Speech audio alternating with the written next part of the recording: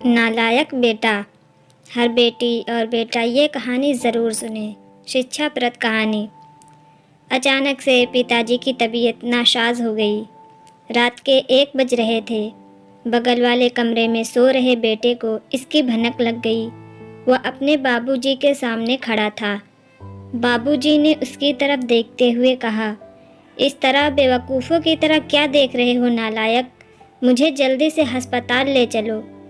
माँ रोए जा रही थी। बेटे ने सोचा, इतनी रात ड्राइवर को बुलाऊं तो देर हो जाएगी।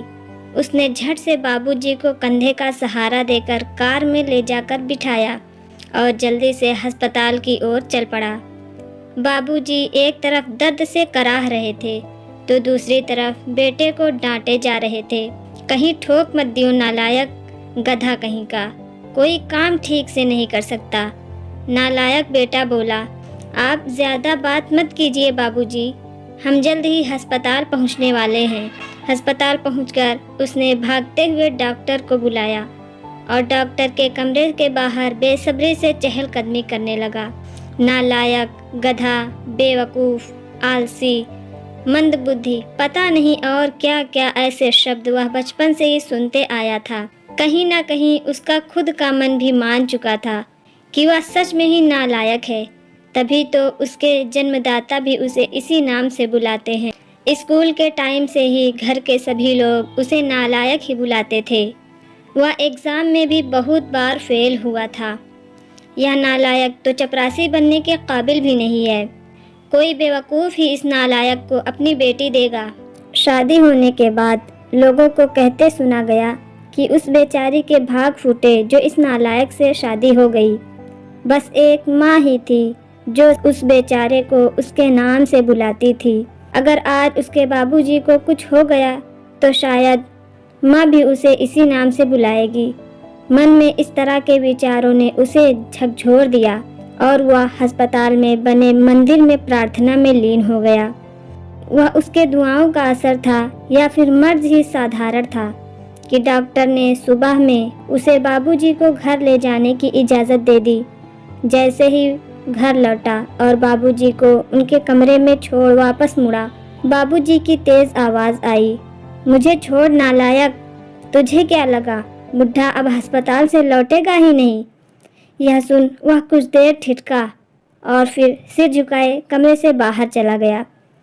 लेकिन माँ से रहा नहीं गया। उन्होंने कहा, इतना सब कुछ करता है आपके लिए, फिर भी दिन भर उसको नालायक कहते रहते हैं। अवधेश और महेश दोनों अपनी अपनी बीवी के साथ सो रहे हैं। उनको तो यह भी पता नहीं कि रात को क्या हुआ था। यह तो भनक पाते ही आ गया और किसी को मदद के लिए बुलाया भी नहीं। भगवान न करे अगर आपको कुछ हो जाता तो वह भी आपका बेटा ही है। फिर भी पता नहीं क्यों आप उसको हरदम कोसते रहते हैं, डांटते और फटकारते रहते हैं। ना यह देखते हैं कि कौन बड़ा या छोटा उसके पास है। जो मुंह में आता है उसे सुनाते रहते हैं। बाबूजी ने उनकी तरफ आश्चर्य भरी नज़रों से देखा। माँ रोए जा रही थी और बोले जा रही थी, आप ही बताइए क्या कमी है मेरे इस बेटे में? हाँ, पढ़ाई में थोड़ा कमज़ोर ज़रूर है, तो क्या सभी एक जैसे होशियार होते हैं क्या? वह अपनी मेहनत के बल पर अपना परिवार, हम दोनों को, घर, मकान, खेती बाड़ी, कर कुटुंब सबको सही तरीके से संभाल रहा है कि नहीं? जिन 2 बेटों को आप बहुत लायक और बुद्धिमान मानते हैं, वह अपनी बीवी, बच्चों, सास ससुर और दोस्तों पर ज़्यादा ध्यान रखते हैं। कभी आपकी हाल चाल भी पूछते हैं? और एक आप हैं कि जो कर रहा है उसको ही दिन भर नालायक बुलाते रहते हैं। बाबूजी बोले, अरे पगली, तुम कभी भी मुझे समझ नहीं सकी। तुमने केवल मेरी बातों पर ध्यान दिया है। क्या तुम्हें नहीं लगता है कि एक श्रवण कुमार जैसे बेटा को दिन भर नालायक और गधा बुलाने का मुझे दुख नहीं होता है? उसे गले लगा पाने का कष्ट हमें नहीं होता है? आस पड़ोस के लोगों के बीच भी मैं अपने बेटे को उल्टा सुनाता हूँ, लेकिन मेरा बेटा है कि पलट के जवाब देना तो दूर, सिर उठाकर मेरी तरफ देखता भी नहीं है। बाहर से जब भी घर आता है तो सबसे पहले मेरे कमरे में झांक कर देख लेता है कि बाबूजी ठीक है ना। क्या मुझे ऐसे बेटे को उल्टा बोलते पीड़ा नहीं होती? होती है भाग्यवान। मेरा दिल पत्थर का नहीं है, मैं भी इंसान ही हूँ।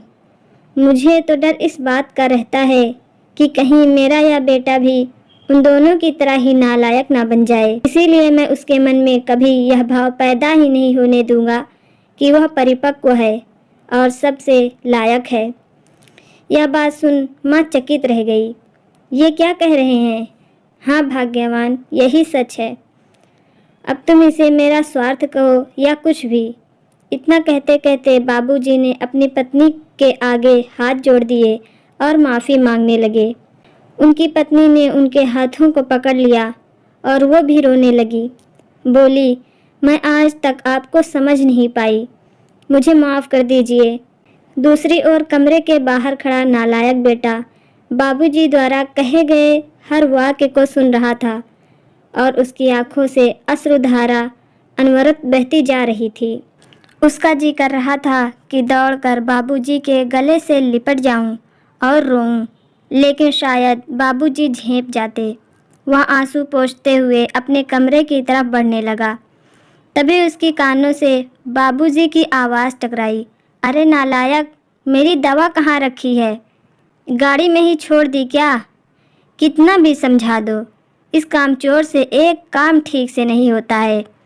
नालायक बेटा अस्पताल वाले थैले से बाबूजी की दवा लेकर उनके कमरे की तरफ आंसू पोंछते हुए दौड़ा। ये स्टोरी कैसी लगी कमेंट करके ज़रूर बताइएगा और चैनल पर नए हो तो प्लीज़ चैनल को सब्सक्राइब करें।